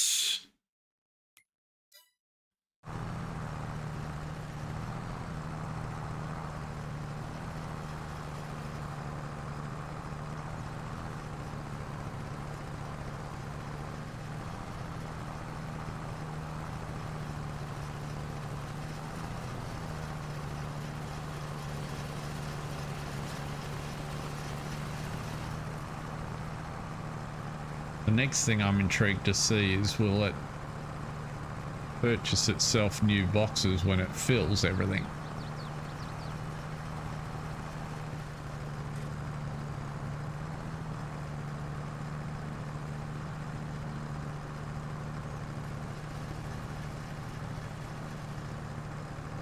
Hopefully on this next row it'll get out of the... I suspect you're right, but we should be out of that skinny part of the field here in a second.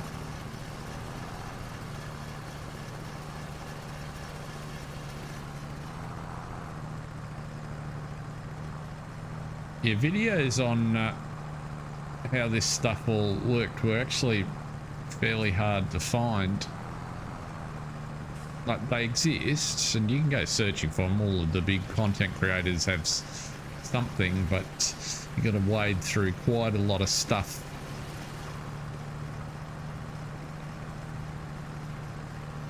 And it's interesting, in the vids I've been watching, nobody's tending to use them. We should fill this box in a second.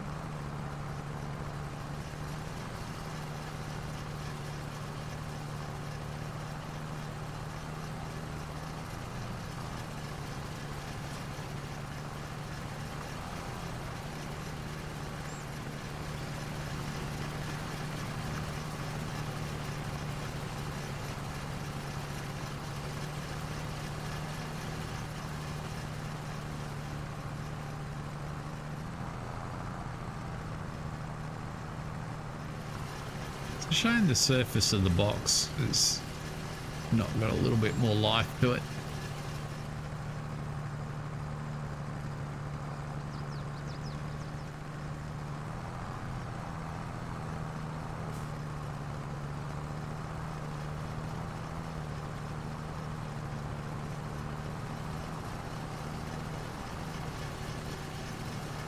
Yeah, so it's looking like 15 rows is not quite enough, but that's not unexpected.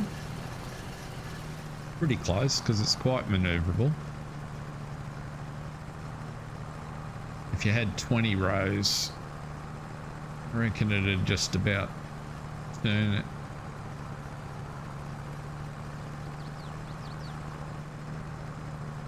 The tree's going to be in the way in a minute.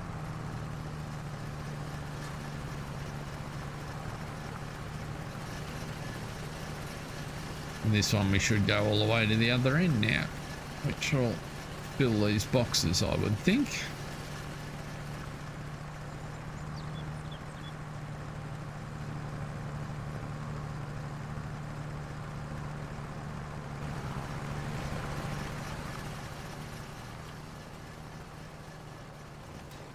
Yeah, so you can see them in the ground, because there's one there.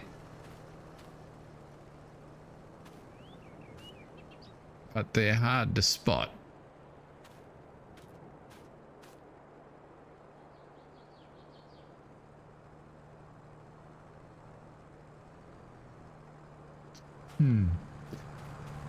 Certainly nigh on impossible to come back and pick up, I'd reckon.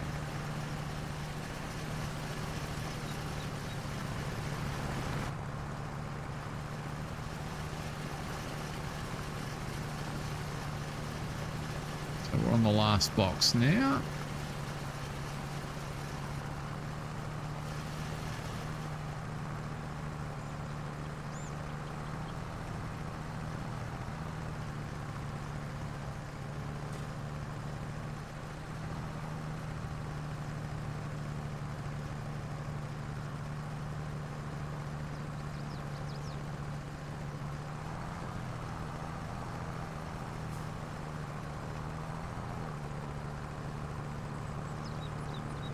Oops. Turn through the tree. Sorry about that. Hope you're able to duck the branches.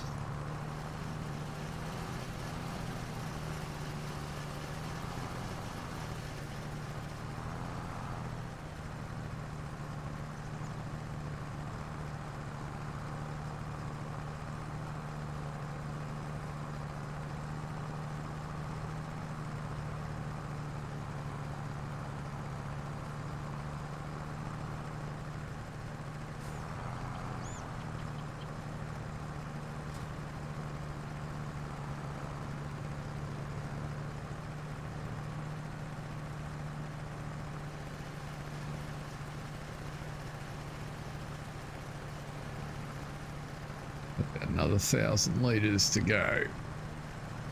Looks like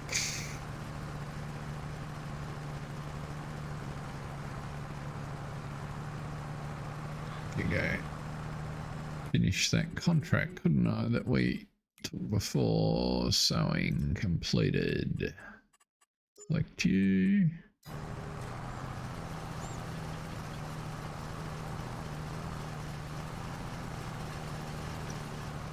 %, complete. Yeah, to be safe in terms of operating room, an extra 5 rows would be definitely a good move.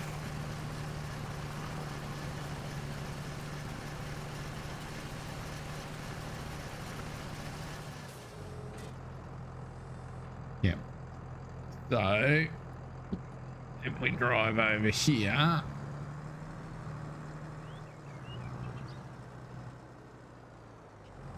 Z them off.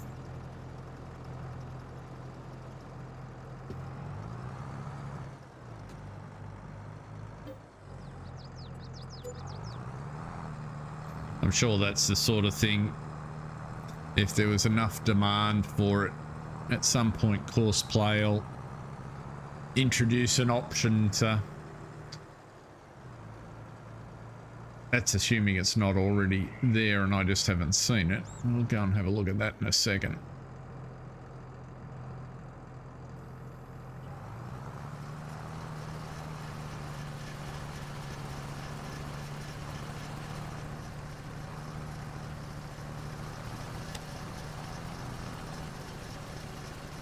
Get on the line.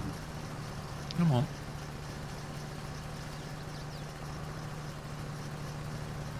I could do that.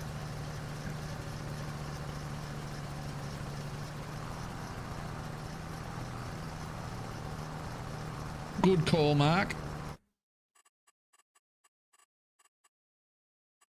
And if I go into Crossplay, basic settings.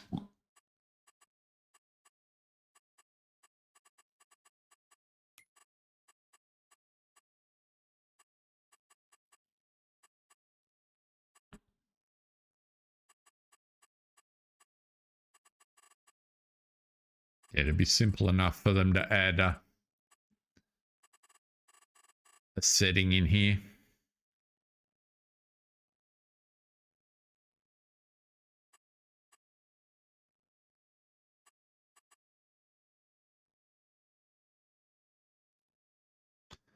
Oh, so you reckon if I set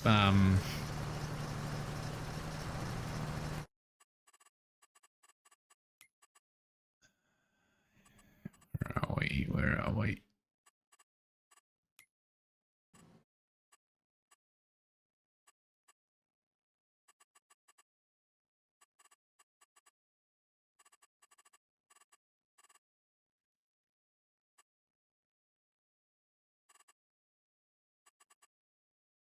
Yeah, see, there's no Giants didn't do a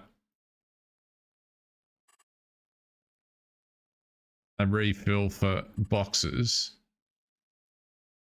And I don't know if you were out when I tried to put this on a worker, just the regular AI worker. It told me that wasn't on a field, couldn't find the field, which was kind of interesting.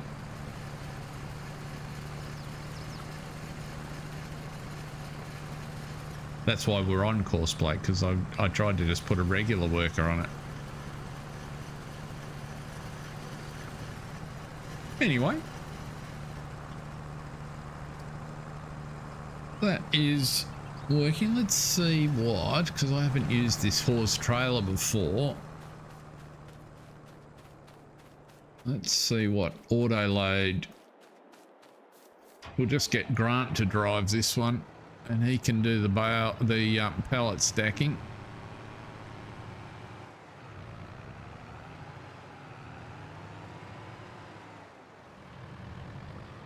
Unloading side is left, so we want the right side.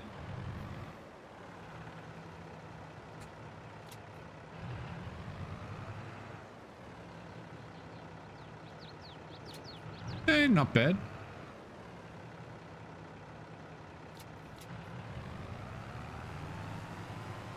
A bit neater than my stacking, Grant, I'll give you that. And a hell of a lot faster. I don't mind this trailer from what I've seen of it. Even if it does misbehave a little bit at the front there, there's no way that should be pushing like that.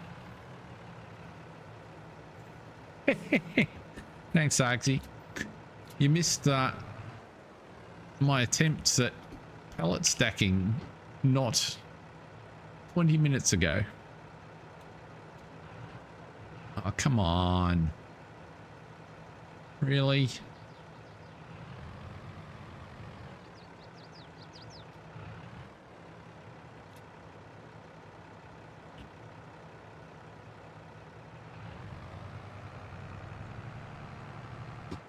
Why don't you want to pick it up? There you go. Misbehaving.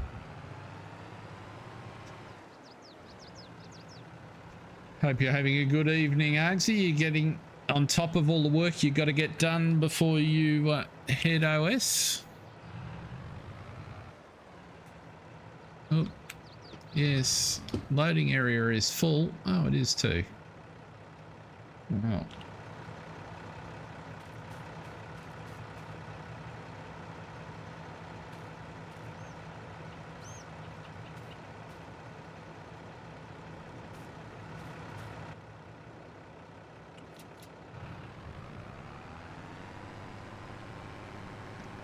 Well, we'll run this load up. Okay, two more up. Oh, what is that doing down there? Really? You leave him unattended for 5 minutes and he manages to park it in the drainage ditch.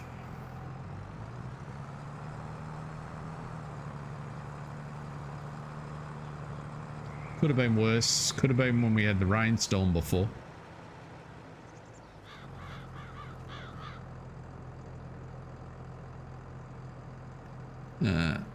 Now, put you on last waypoint, you should be fine.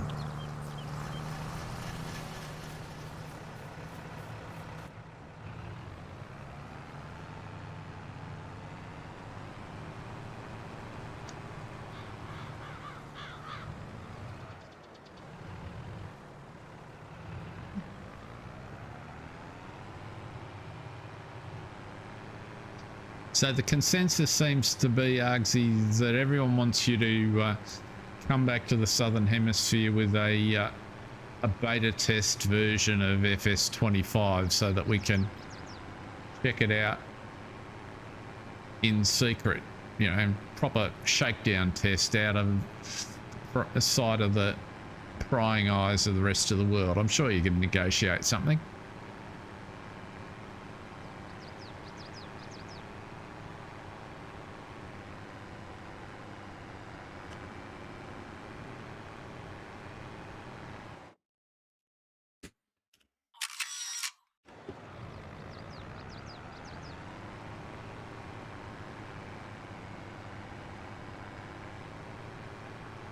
Oh, I reckon he's managed to drop it in the ditch again.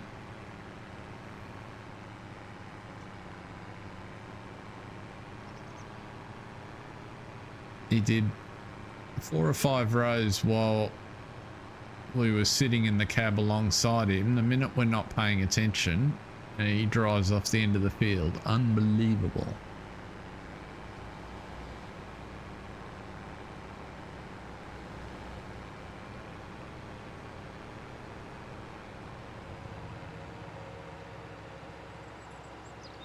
Must get those straw bales back too.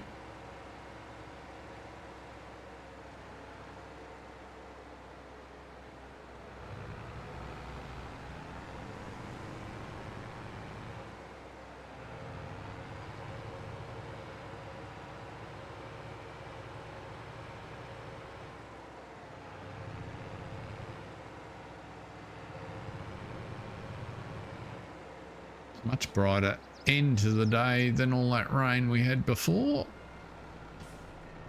This time we'll turn. Whoa.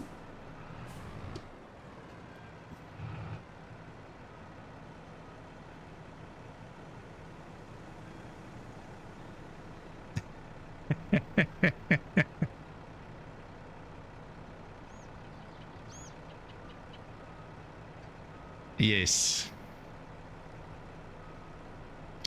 Well, it's those podcasts that he has streamed to the console in the cab that gets him every time, Grant. Man, these pedestrians here take a lot of space. Come on. Thank you.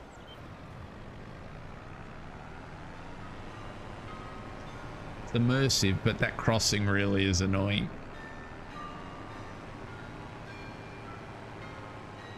At least they stop for the traffic. As long as you can get in front of them, they will actually pause.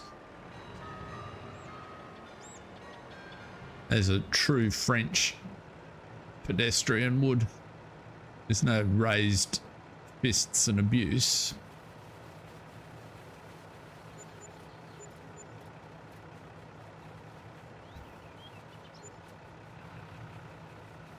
Oops, get rid of that.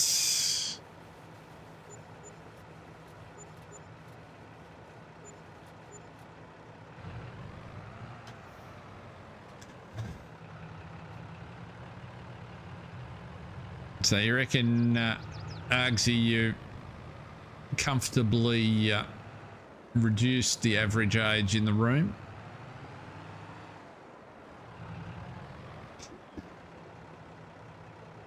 Now, I reckon that's, much to Argsy's point, might be where we leave it for tonight, folks. Got a little bit done. A few parsnips. Next month when we get some sugar in, we will have a look at the dessert factory and see if we can get some boxes of meringue out to go along with some of these other tasty delicacies that are there. But for now, thanks very much for watching.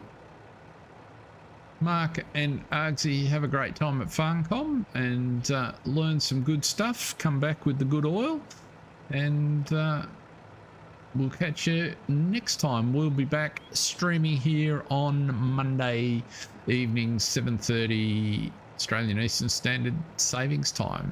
Haven't decided whether we're coming here or Silver Run. I will make my mind up closer to the day. Thanks, everyone. Have a great weekend.